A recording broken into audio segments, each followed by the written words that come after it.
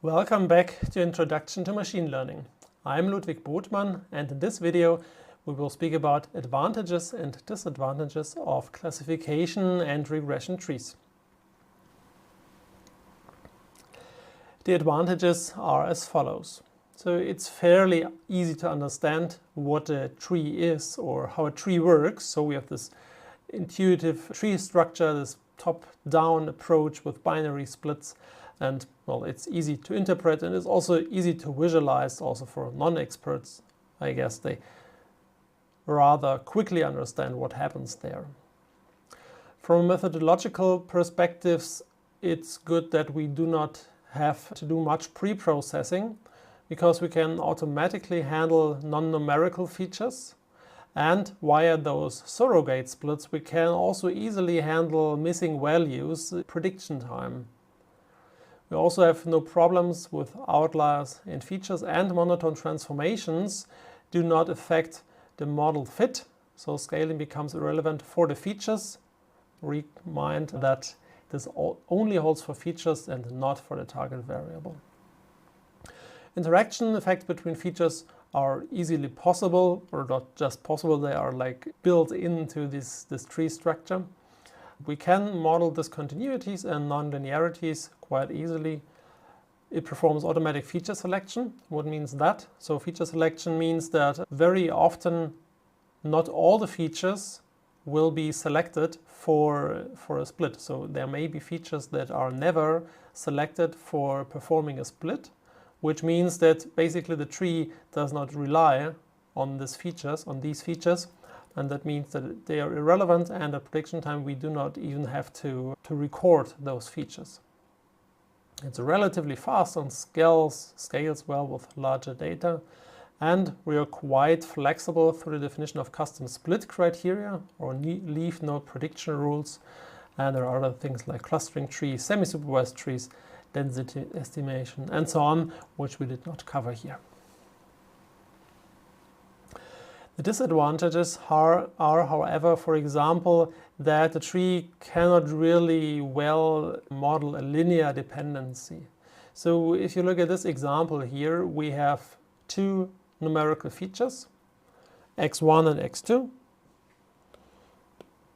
and a binary target variable or a binary response with classes 0 and 1, and this dashed black line here should be the true linear decision boundary, let's say.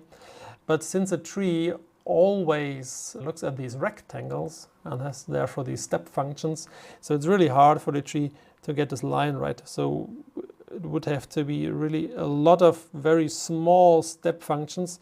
So if I try to make it so perhaps that way, so we really need a lot of split points there, an x1 and an x2 to really model this linear dependency. So that's not optimal in that case. And for example, linear logistic regression would have no problems at all with such a data problem. Another disadvantage are smooth functions and extrapolation. So here we have an example of a regression task with one numerical feature and a numerical target variable. And the true function is, well, kind of sinusoidal or something like that. And well, since we have those step functions, the approximation is not smooth, okay, by definition, more or less. So we can't really recover the true structure here. And then on the right-hand side, you can see that extrapolation is not working really good. So if you have a close look here on the left-hand side, the x-axis has a range from 0 to 10. On the right-hand side, the range is from 0 to 12. And the learned decision tree or learned regression tree is the same.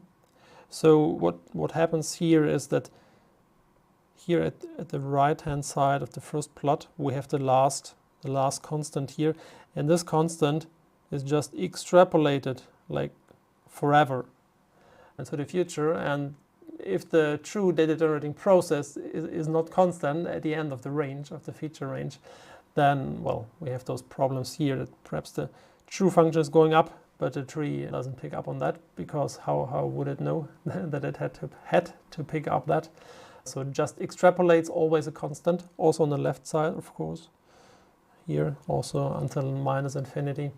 So, well, if there happens something outside the range of the training data, which is not just a constant extrapolation, then trees are really bad there.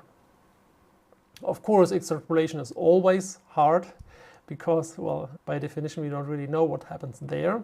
But this constant extrapolation is a really specific problem, I would say, of cards. Another interesting point is that cards are very unstable. So instability means here that small changes in the data may lead to very different splits or to very different trees, which then, of course, leads to less trust in those trees and is also a reason why the prediction error of trees is usually comparably high. So we have an example here. We have a data set with 699 observations, 9 features, and a binary target. It's about breast cancer, so the breast cancers can be benign or malign or malignant. So we have this binary target here, and we fit 2 different trees. The first tree, and the predictions are shown in rows here, is trained with the full data set. And for the second tree, predictions are shown in the columns of this table here. For the second tree, we eliminated just one of those 699 observations. So it's one observation less. We fit the tree, but it results in a label flip for 17 observations. Okay. So these 17 observations are predicted differently by those 2 trees, and this is just by eliminating one of 699 observations.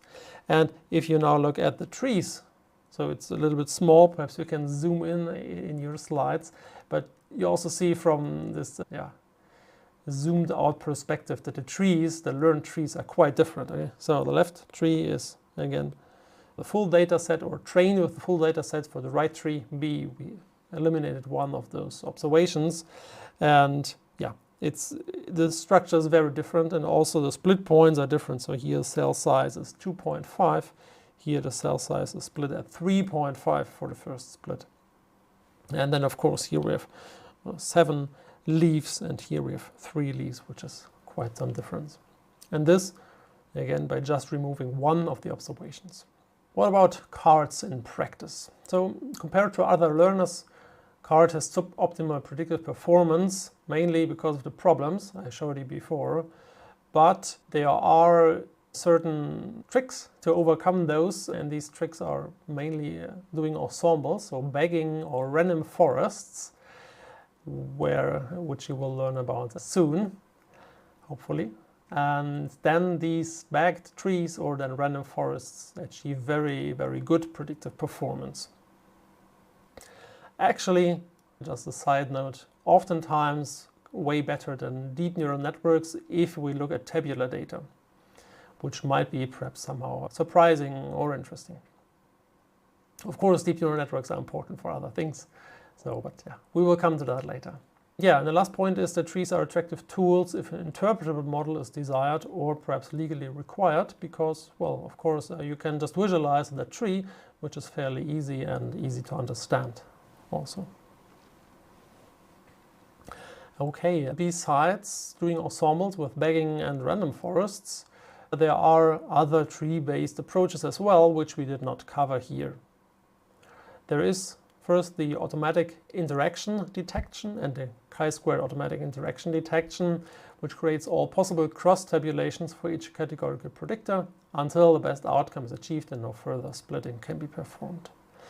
Then the C4.5 is not limited to binary splitting, which means, so if you have a root node here, then usually we did those binary splits, left child and right child, and now we can have a third split or a fourth split, just in one node. So if you have, for example, a categorical feature of four categories, then you could say, okay, one child for each category of those features in C4.5. And then there is unbiased recursive partitioning, which improves the variable selection algorithm even further.